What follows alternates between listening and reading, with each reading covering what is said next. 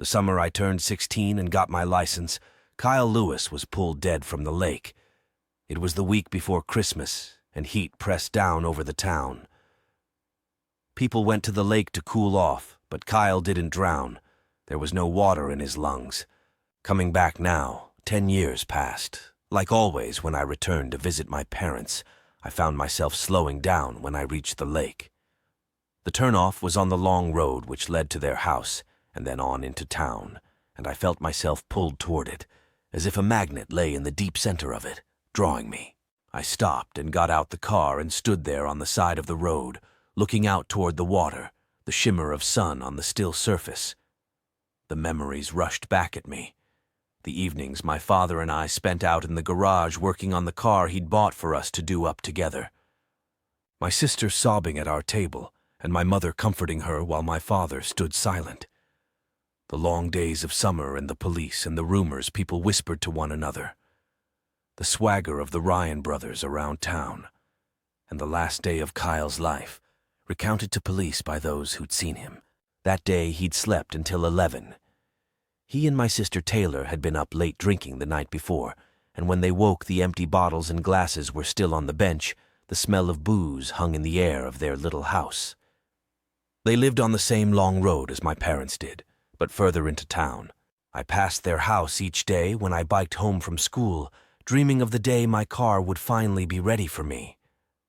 Kyle was hungover, and he sat on the couch and rolled a cigarette while Taylor made them coffee. She asked him if he wanted anything to eat, and he said no, he wasn't hungry. He was quiet, and she knew he was worried.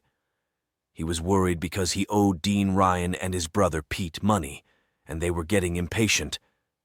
Then he put his hands on my shoulders, looked at me steadily. "Listen to me. This is my fault. I was the one driving. You got that?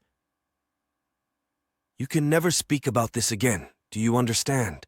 He pressed his own keys into my hand, ordered me to drive his car home and shower and go to bed and forget this ever happened. I got into his car and saw in the rearview mirror the car there on side of the road, my father beside it, phone in his hand.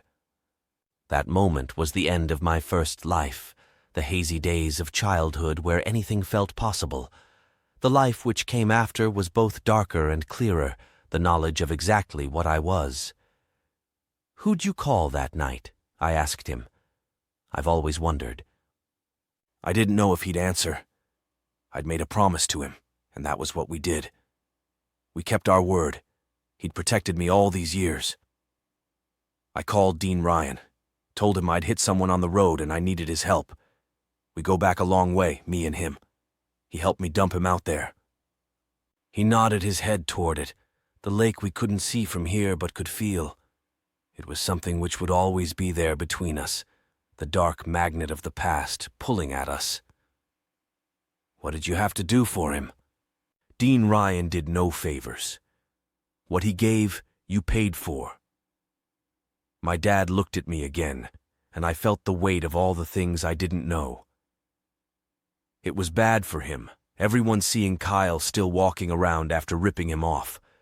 I paid off Kyle's debt to him, and he let people think what they wanted. I thought then of Dean Ryan's long silence, denying or admitting nothing. The silence which had grown between me and my dad, all of us bound by it. That night I had known, as I always had, my father would do anything to protect me. Because I knew what sort of man he was, one who took care of his own, same as I was.